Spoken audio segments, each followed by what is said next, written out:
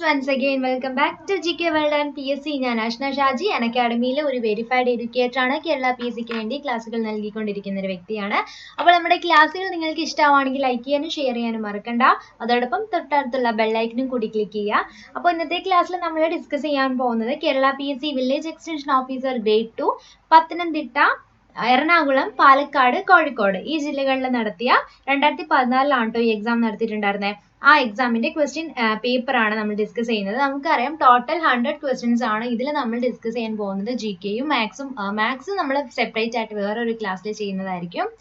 അപ്പോൾ നമ്മുടെ ഈ ഒരു സെക്ഷനിൽ GKയും സയൻസും ആയിരിക്കും നമ്മൾ ഡിസ്കസ് ചെയ്യാൻ പോകുന്നത് കേട്ടോ. ഇനി വേറെ ക്ലാസ്സുകൾ നിങ്ങൾക്ക് ആവശ്യമാണെങ്കിൽ കമന്റ് ബോക്സിൽ ഒന്ന് കമന്റ് ചെയ്താൽ മതി. അപ്പോൾ കൂടുതൽ സംസാരിപ്പിച്ച് ഞാൻ ബോറടിപ്പിക്കുന്നില്ല, നമ്മുടെ ക്ലാസ്സിലേക്ക് കടക്കാം. ഇതിൽ നമ്മൾ just first of all questions വായിച്ചു പോകും. അപ്പോൾ നിങ്ങൾക്ക് ആൻസർ ചെയ്യാൻ പറ്റുന്നുണ്ടോ എന്ന് നോക്കാം. അതിനുശേഷം നമുക്ക് ആൻസർ ഡിസ്കസ് ചെയ്യാം. ഓക്കെ, ഞാൻ നിങ്ങൾക്ക് ഒരു 1-2 സെക്കൻഡ് ആൻസർ ഒന്ന് നോട്ട് ചെയ്യാൻ വേണ്ടിയിട്ട് തരാം. അപ്പോൾ നമ്മുടെ ഫൈനൽ സെക്ഷനിലേക്ക് കടക്കുകയാണ് ക്ലാസ്സിലേക്ക് അല്ലേ. അപ്പോൾ നമ്മൾ ഫൈനൽ സെക്ഷനിലേക്ക് കടക്കുന്നത് കൊണ്ട് തന്നെ നമുക്കിനി അധികം സമയമില്ല, അധികം എന്തിനു വേണ്ടിയിട്ട് വെറുതെ കളയാൻ വേണ്ടിയിട്ട്. അപ്പോൾ ഇതൊരു റിവിഷൻ പോലെ നിങ്ങൾ ചെയ്യുക. നമ്മൾ റിവിഷൻ ആയിട്ട് ഡെയിലി ക്ലാസ്സുകൾ എക്സാം എക്സാം അടുക്കുന്നവരെ ചെയ്യുന്നതായിരിക്കും. ശരി, അപ്പോൾ നമുക്ക് നമ്മുടെ ക്ലാസ്സിലേക്ക് കടക്കാം. നോക്കിക്കോളാം. ആദ്യത്തെ ചോദ്യം എന്താണ്? കേരളത്തിലെ ഏറ്റവും വലിയ ദേശീയോദ്യാനം ഏതാണ്? Silent Valley. ഞാൻ ഓപ്ഷൻസ് ഒന്ന് വായിക്കാം. Silent Valley National Park, Mathikettan Shola, Pampadum Shola, Eravikulam National Park. ഏതാണ് കേരളത്തിൽ ഏറ്റവും വലുത്? ഏറ്റവും വലുത് നമുക്ക് അറിയാവുന്നതാണ്. ഏതാണ്? Eravikulam National Park. Eravikulam National പാർക്കാണ് കേരളത്തിലെ ഏറ്റവും വലിയ ദേശീയോദ്യാനം. എവിടെയാണ് ഇരവികുളം നാഷണൽ പാർക്ക്? നമുക്കറിയാം ഇടുക്കി ജില്ലയിലാണ് അല്ലെ. ഇടുക്കി ജില്ലയിലാണ് ഇരവികുളം നാഷണൽ പാർക്ക് കാണപ്പെടുന്നത്. ശരി, അടുത്ത ചോദ്യം നോക്കാം. കാലാവസ്ഥാ വ്യതിയാനവുമായി ബന്ധപ്പെട്ട് 1992 ആദ്യത്തെ ഭൗമ ഉച്ചകോടി നടന്ന സ്ഥലം? കോപ്പർഹേഗ്, റിയോ ഡി ജനീറോ, ക്വാട്ട, ജോഹന്നസ്ബർഗ്. ഏതാണ് ശരിയായിട്ടുള്ള ഉത്തരം വരുന്നത്? റിയോ ഡി ജനീറോ ആണ്. ശരി, അടുത്ത ചോദ്യം. സിലിഗുഡിയിൽ നടന്ന 68ാമത് സന്തോഷ് ട്രോഫി ഫുട്ബോൾ മത്സരത്തിൽ വിജയിച്ച ടീം ഏതാണ്? മിസോറാം, തമിഴ്നാട്, കേരളം, റെയിൽവേ. ഏതാണ് ശരിയായിട്ടുള്ള ഉത്തരം വരുന്നത്? മിസോറാം ആണ്. അടുത്ത ചോദ്യം നോക്കാം. ജലക്ഷാമം തരണം ചെയ്യുക, ജലം സംരക്ഷിക്കുക എന്ന ലക്ഷ്യത്തോടെ മാർച്ച് 22 ലോക ജലദിനമായി ആചരിക്കാൻ ആരംഭം കുറിച്ച സംഘടന ഏത്? വിദ്യാഭ്യാസ ശാസ്ത്ര സാംസ്കാരിക സംഘടന യുനെസ്കോ, ഭക്ഷ്യ കാർഷിക സംഘടന FAO, ഐക്യരാഷ്ട്ര പരിസ്ഥിതി പദ്ധതി UNEP, ഐക്യരാഷ്ട്ര വികസന പദ്ധതി. ഏതാണ്? ഐക്യരാഷ്ട്ര പരിസ്ഥിതി പദ്ധതിയാണ് ശരിയായിട്ടുള്ള ഉത്തരം വരുന്നത്. ശരി, അടുത്ത ചോദ്യം നോക്കാം. ഇന്ത്യയിലെ ഏത് ധനകാര്യ സ്ഥാപനമാണ് വായ്പാ പണം പ്രദാനത്തെ നിയന്ത്രിക്കുന്നത്? ഏതാണ്? വികസന ബാങ്കുകൾ, സഹകരണ ബാങ്കുകൾ, റിസർവ് ബാങ്കുകൾ, ധനകാര്യ കമ്മീഷൻ. ശരിയായിട്ടുള്ള ഉത്തരം റിസർവ് ബാങ്ക് ആണ് കേട്ടോ. ഇന്ത്യയിലെ വിവരാവകാശ നിയമം നിലവിൽ വന്ന വർഷം? നമുക്കറിയാം PSC പരീക്ഷ എഴുതുന്ന ഉദ്യോഗാർത്ഥികളാണെങ്കിൽ ഏറ്റവും കൂടുതൽ റിപ്പീറ്റഡ് ആയിട്ട് വരുന്നൊരു ചോദ്യമാണിതല്ലേ. ഏതാണ് ഇന്ത്യയിലെ വിവരാവകാശ നിയമം നിലവിൽ വന്ന? ജസ്റ്റ് മുമ്പ് ഞാൻ ക്വസ്റ്റ്യൻസ് ഓപ്ഷൻ വായിക്കാം. 2008, 2005, 2003, 2006. ഏതാണ്? 2005 ആണ് ശരിയായിട്ടുള്ള ഉത്തരം വരുന്നത്. ശരി, അടുത്ത ചോദ്യം നോക്കാം. റഷ്യൻ സാങ്കേതിക സഹായത്തോടെ 1857 അടുത്തൊരു റിപ്പീറ്റഡ് ആയിട്ട് വരുന്ന ചോദ്യമാണ്. PSCയിൽ ആവർത്തിച്ച് കാണുന്ന അടുത്തൊരു ചോദ്യമാണ്.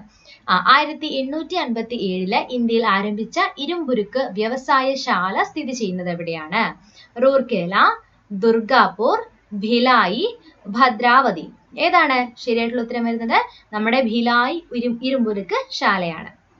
പിന്നെ ഇന്ത്യക്ക് സ്വാതന്ത്ര്യം ലഭിച്ച സമയത്ത് ഇന്ത്യൻ നാഷണൽ കോൺഗ്രസിന്റെ പ്രസിഡന്റ് ആരായിരുന്നു? ജവഹർലാൽ നെഹ്റു. ഇത് മറ്റൊരു ആവർത്തന ചോദ്യമാണ്. Doctor Rajendra Prasad, JB Kripalani, Sarojini Naidu. ഇതിന്റെ കണക്റ്റഡ് ഫാക്ട്സ് പറയാനാണെങ്കിൽ ഒരുപാടുണ്ട്. ഇപ്പൊ നമ്മൾ റിവിഷൻ ആയതുകൊണ്ട് പെട്ടെന്ന് കുറച്ച് ആൻസേഴ്സ് മാത്രം ഡിസ്കസ് ചെയ്ത് പോകാം. നമുക്ക് അധികം മാക്സിമം ക്വസ്റ്റ്യൻസ് ഡിസ്കസ് ചെയ്യാലോ. ശരിയുള്ള ഉത്തരം വരുന്നത് JB കൃപലാനി. ഇത് ഇമ്പോർട്ടന്റ് ആണ്, റിപ്പീറ്റഡ് ആണ് കേട്ടോ. ശരി, ഇനി അടുത്ത ചോദ്യം നോക്കാം. പാരദ്വീപ് തുറമുഖം ഏത് സംസ്ഥാനത്താണ് സ്ഥിതി ചെയ്യുന്നത്? ഒഡീഷ, ഗുജറാത്ത്, ആന്ധ്രാപ്രദേശ്, പശ്ചിമ ബംഗാൾ. എവിടെയാണ്? ഒഡീഷയിലാണ് പാരദ്വീപ് തുറമുഖം സ്ഥിതി ചെയ്യുന്നത്. അടുത്തത്, നിർഭയ പദ്ധതിയുടെ ലക്ഷ്യം എന്താണ്? വൃദ്ധജനങ്ങളുടെ സംരക്ഷണം, വിദേശത്ത് നിന്ന് തൊഴിൽ നഷ്ടപ്പെട്ടവരുടെ പുനരധിവാസം, സ്ത്രീ സുരക്ഷിതത്വം, പ്രകൃതി ദുരന്ത സംരക്ഷണം. ഏതാണ്? സ്ത്രീ സുരക്ഷിതത്വമാണ് നിർഭയ, ആ പേരിൽ തന്നെ ഉണ്ടല്ലേ, നിർഭയ എന്നുള്ള അതിന്റെ പദ്ധതിയുടെ ലക്ഷ്യം വരുന്നത്. 1857 1857 റിവോൾട്ട് അല്ലെ, അത് നമ്മൾ എന്ത് പറയും? First war of Indian independence അല്ലെങ്കിൽ ഒന്നാം സ്വാതന്ത്ര്യ സമരം എന്ന് പറയും. അപ്പോൾ അടുത്ത റിപ്പീറ്റഡ് ആയിട്ടുള്ള ക്വസ്റ്റൻ ആണ്. അത് ആരംഭിച്ചത് എവിടെ നിന്നാണ്? ഡൽഹി, മീററ്റ്, കാൺപൂർ, കൊൽക്കത്ത. മീററ്റ് അല്ലെ, മീററ്റിൽ നിന്നാണ്, ഉത്തർപ്രദേശിലെ മീററ്റിൽ നിന്നാണ് 1857 റിവോൾട്ട് സ്റ്റാർട്ട് ചെയ്തത്. കാൺപൂർ അല്ല. ഓക്കെ, നമുക്ക് സംശയം തോന്നുന്നതാണ്. അടുത്ത ചോദ്യം, ഇന്ത്യയിലെ ഇപ്പോഴത്തെ ആസൂത്രണ കമ്മീഷൻ ഉപാധ്യക്ഷൻ ആരാണ്? ഇത് 2014 ചോദിച്ച ചോദ്യമാണ് കേട്ടോ. അപ്പം ഏതാണ് ഇന്ത്യയിൽ ഇപ്പോഴത്തെ? നിങ്ങളൊന്ന് കമന്റ് ചെയ്യുക, ആൻസർ അറിയാമെങ്കിൽ 2014 ഈ ക്വസ്റ്റ്യൻ ഞാനിവിടെ ക്യാൻസൽ ചെയ്യാണ് കേട്ടോ. നമുക്ക് ആൻസർ വേണമെങ്കിൽ നിങ്ങളൊന്ന് ചോദിച്ചാൽ മതി, ഞാൻ കമന്റ് ബോക്സിൽ കമന്റ് ചെയ്യാം. നിങ്ങൾക്ക് അറിയുന്ന കുട്ടികളുണ്ടെങ്കിൽ ഒന്ന് കമന്റ് ചെയ്തോളൂ, ഇപ്പോഴത്തെ ഇന്ത്യയിലെ ആസൂത്രണ കമ്മീഷന്റെ ഉപാധ്യക്ഷൻ ആരാന്നുള്ളത്. ശരി, അടുത്ത ചോദ്യം നോക്കാം. പരിസ്ഥിതി സംരക്ഷണവുമായി ബന്ധപ്പെട്ട് സൈലന്റ് സ്പ്രിംഗ് എന്ന പുസ്തകം രചിച്ചത് ആരാണ്? Rachel Carson, Richard Bach, Henry Williamson, Rudyard Kipling. ആരാണ്? റേച്ചൽ കാൻസൽ ആണ്.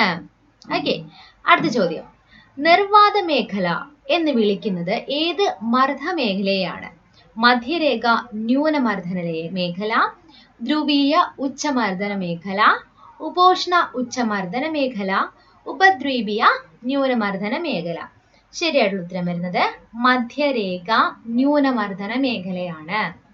അടുത്ത ചോദ്യം റിപ്പീറ്റഡ് ആണ്, റിപ്പീറ്റഡ് ആയിട്ട് പരീക്ഷകളിൽ കണ്ടുവരുന്ന ഒരു ചോദ്യമാണ്. ഷിപ്കില ചുരം ഏത് സംസ്ഥാനത്തെ സ്ഥിതി ചെയ്യുന്നു?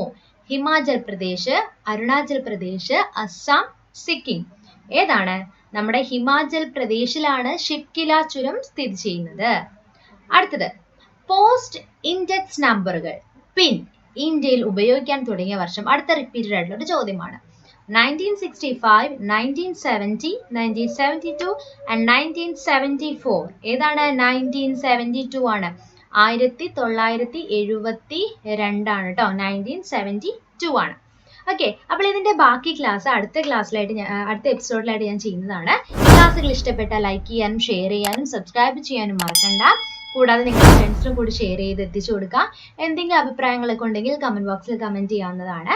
അപ്പോൾ ഇതിന്റെ ബാക്കിയുള്ള കണ്ടിന്യൂസ് ആയിട്ട് എക്സാം ആകുമ്പോൾ ഞാൻ മാക്സിമം എപ്പിസോഡുകൾ ഒരു ദിവസം എന്നാൽ കഴിയുന്ന രീതിയിൽ ചെയ്യുന്നതാണ്. അപ്പോൾ നിങ്ങളുടെ സപ്പോർട്ട് ഉണ്ടെങ്കിലാണ് തുടർന്ന് ഞാൻ ക്ലാസ്സുകൾ ചെയ്യുള്ളൂ. അപ്പോൾ അടുത്ത ക്ലാസ്സിൽ വീണ്ടും കാണാം. Children bye and thank U.